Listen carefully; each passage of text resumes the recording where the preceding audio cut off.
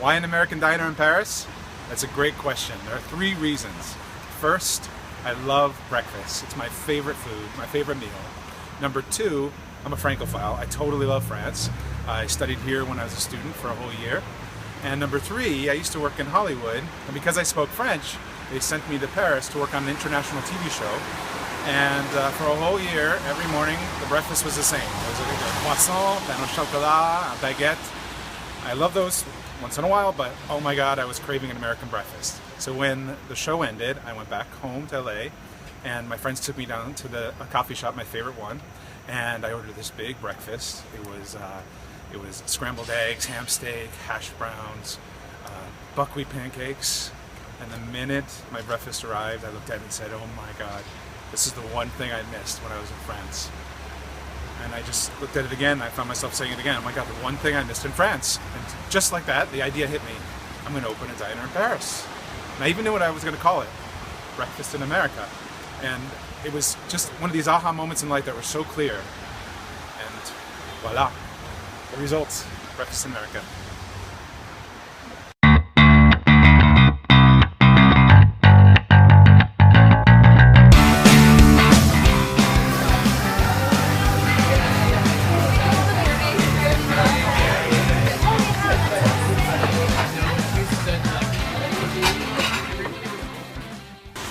Of course, the biggest challenge of all is finding the right ingredients, the right diner ingredients for Breakfast in America.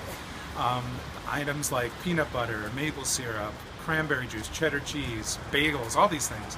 Luckily, one of our investors works at Disneyland Paris.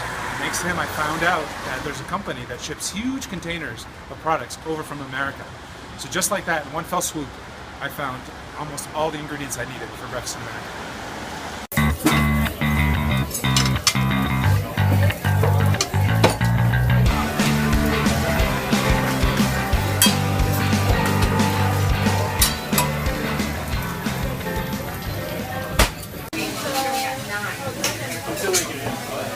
This is a 2x2x2, one of Breakfast America's best-selling breakfast items. It's made up of 2 eggs, 2 bacon, and 2 pancakes. And it's the perfect example of a mixture of savory and sweet. The French, they don't like to do that. They don't like to mix it up. For them, the sweet is the dessert.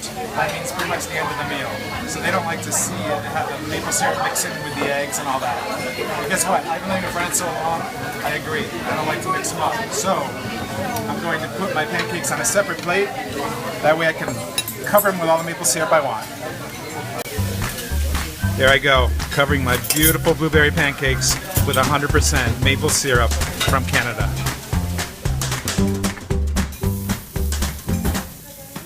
I think one of the funniest Breakfast in America stories was I had been open about a year. I still hadn't had a day off. I was so exhausted, 7 to 18 hour days, 7 days a week. I needed a nap.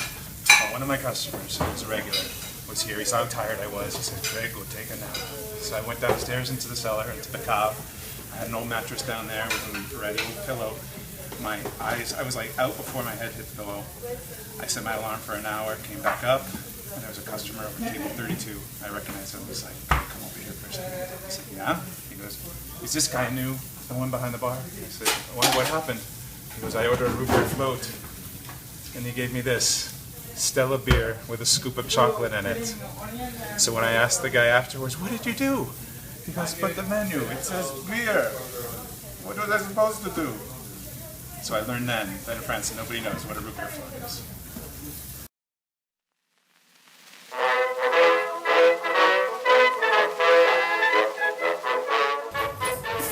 Here's our specials board up on the wall there. And being this year is 2016, it's an election year, obviously, and which brings up a wonderful event in 2012. We decided to do a special election here at BIA, where we ran 2 specials. One was the Romney omelet, the other was the Obama burger. And the deal was, at the end of the day, we would count up how many specials were sold and tally up the votes, and whoever won. And so that year, Obama won by a landslide. So now here in 2016, we want to do the same thing. We don't know exactly, obviously, who's going to be nominated, but some ideas I've come up with is if Trump and help us is nominated, Perhaps we can do like the orange spice pancakes in honor of his lovely coiffeur. Or we could do for Bernie Sanders, the socialist special. The idea is there's no dish in particular, it's just the whole table has to agree to share. So there's some ideas, so stay posted for 2016 and we'll see who wins the election here at BIA.